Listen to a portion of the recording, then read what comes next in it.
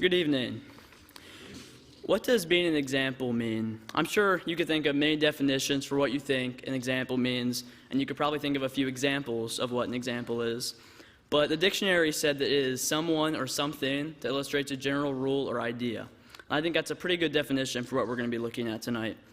I'd like to look at being Christian examples for God and how we can use His general rule, which is the Bible, to be better examples. So first of all, how can we be an example? Well, if you flip over to 1 Timothy, starting in chapter 4, it says in verse 12, "Let no one despise you for your youth, but set the believers an example in speech, in conduct, in love, in faith, and in purity." So I'd like to focus on those three words for a while.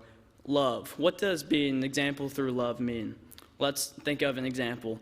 What if you were at work and you're trying to evangelize to someone, and all you tell them, and you just talk to them in an angry tone saying, "You're doomed, you're never going to go to heaven, you only do wrong."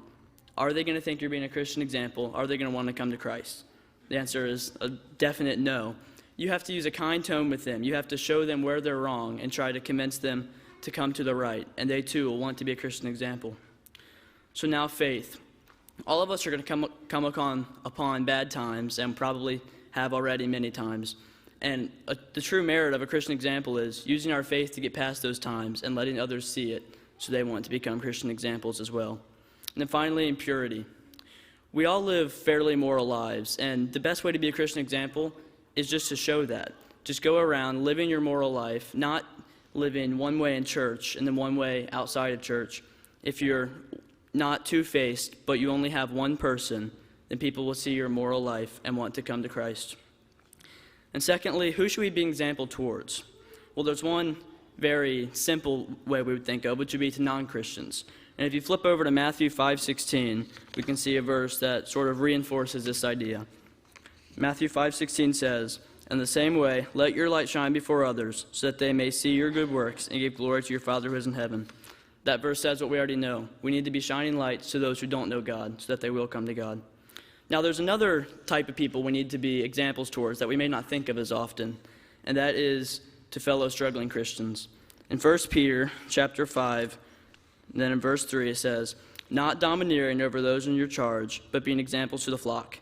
Now, this verse is speaking to the elders and to those who would like to be elders, but I think it's useful for just members of the church as well. It says, not domineering over those, but being examples to the flock. The flock is fellow Christians. And like I said before, we're all going to come upon struggles. And the chances are there's someone else in the church who's been through that same exact struggle. And if that person who's going through the struggle sees you, if you've been through the same thing, getting past that and living morally, being a good Christian example, they'll want to try just as hard and come back to Christ as well. So finally, why should we be an example in the first place? What's the point? Why should we do it? So if you flip over to 2 Corinthians chapter 5, and we'll start in verse 20, it says, "Therefore we are ambassadors for Christ, God making His appeal through us. We implore you on behalf of Christ, be reconciled to God." The key word there is ambassadors. We were made as ambassadors for God. We're examples for Him. Those two words are synonyms. And since we're ambassadors for God, we need to do what He asks us to. We were made for His purpose and not the world's purpose. Now, what if we're not being examples for God and we're being examples for the world? What's that like? That would be like one of us, let's say we designed the next iPhone, and we decided, I'm going to use that iPhone as a brick to build a house. You're not using it in the most efficient way possible, and it's not going to work. You'd be much better off and much more efficient in being an example if you use it for what it's being meant for, which is the same with us and God. If we're being examples for the world, we're not being efficient and we're being used for the wrong purpose. But if we're examples for God, then we're very efficient and we're bringing souls to Christ. Tonight, if someone has been a Christian example in your life and you'd like to be baptized because of that, or if you'd like to learn more about baptism, or if you need the prayers of the church to be a better example, please come forward as we stand and sing.